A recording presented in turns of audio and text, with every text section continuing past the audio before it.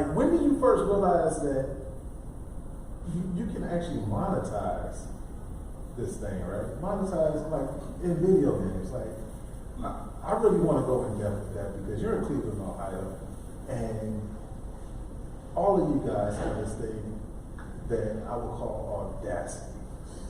You know what I mean? Like, you had the audacity to believe in yourself. You had the audacity to want to put yourself out there and say, yo, you know what? You had the audacity to want to create a whole platform. You got the audacity to stand at the helm of an internet company. So what gave you guys that first, like, yo, like, wait a minute, some money here. What about yourself? Yeah, so like I mentioned earlier, early in my career I worked for, some enterprises and, startups and just kind of, the software industry in Cleveland.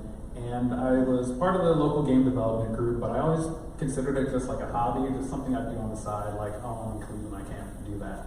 And I'd gone to like a few local conferences in like Columbus for game development, made some friends, and at one point one of my friends sent me like a tweet, and she's like, hey, there's a scholarship for, like marginalized people, for GDC, which is the world's largest game developer conference in San Francisco. I looked at it and there's like 100 replies to this tweet, and I was like, nah, there's no chance. But I sent the email away and like didn't think anything of it. But the next morning I woke up and there was a reply that said, hey, sounds legit. You think you can make it out here in 2 weeks? And I was like, oh snap. So I had to figure out how to make that work. Like, it was just like everything was on fire. But that was, just kind of transformative for me, being in the heart of the industry, meeting people who were doing game development. And a lot of people, saw the passion in me that I hadn't recognized. And they're like, why aren't you, doing game development? I'm like, I'm in Cleveland, there's no, big studios. And they're like, so?